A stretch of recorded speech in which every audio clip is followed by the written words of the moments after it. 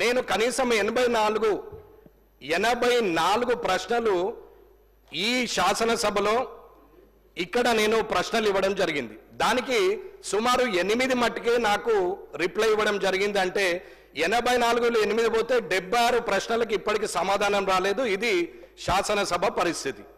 ఇది ఎమ్మెల్యేగా నేను ఇచ్చినాను కాబట్టి నాకున్నటువంటి మర్యాదను ఏ రకంగా నేను స్వీకరించాలో మీరే తెలియజేయాలి.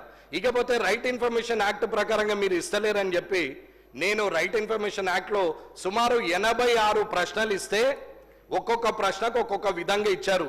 ఎగ్జాంపుల్ హెల్త్ డిపార్ట్మెంట్ను తీసుకుందాం.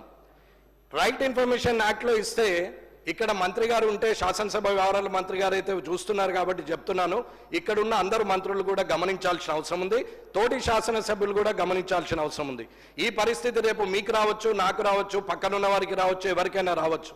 కానీ ఆ పరిస్థితి వచ్చినప్పుడు బాధపడే కన్నా ఇటువంటి ప్రాక్టీస్ను మానేయడం మంచిదని అంటున్నాం.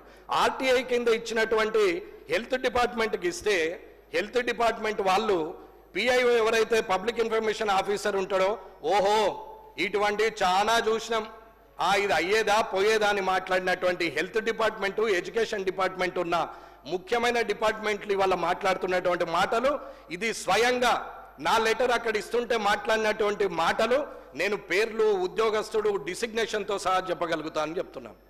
ఇది మంచి పద్ధతి కాదు అధికారులకు అని చెప్తున్నాం. ఎడ్యుకేషన్ డిపార్ట్మెంట్ని అడిగితే 86 క్వశ్చన్స్ ఇచ్చినటువంటి అన్ని డిపార్ట్మెంట్లు ఏదో ఒక రకమైన సమాధానము 6J ప్రకారంగా ఇస్తే 6(1) ప్రకారంగా ఇస్తే 2J ప్రకారంగా లేదని చెప్పి ఇప్పటి వరకు ఎడ్యుకేషన్ డిపార్ట్మెంటు ఇప్పటివరకు ఇవ్వలేదు. ఇది ఎమ్మెల్యేకు ప్రభుత్వం ద్వారా వస్తున్నటువంటి అధికారులు ఇస్తున్నటువంటి మర్యాద అని చెప్తున్నాం. ఇన్ఛార్జ్ మినిస్టర్లు ఇవల్ల అక్కడ ఓడిపోయిన వారి ద్వారా అక్కడ పార్టీ పరంగా మీరు ప్రొసీడింగ్లు ఇస్తా ఉంటే, మీ వాళ్ళు పోయి అక్కడ కొబ్బరికాయలు కొడతా ఉంటే, ఇక్కడ ఉన్నటువంటి గెలిచిన ఎమ్మెల్యేలు ఏం చేయాలనేది ప్రజలు గమనిస్తారు. కాబట్టి ఈ శాసనసభ ద్వారా చెప్తున్నాం. అన్నా మేమేమి పోలీస్ ప్రోటోకాల్ కావాలని అడగట్లేదు, మేము పోగానే అధికారులు మాకు ఎదురు రావాలని అడగట్లేదు. భయం అన్నా, ఇది నిజం.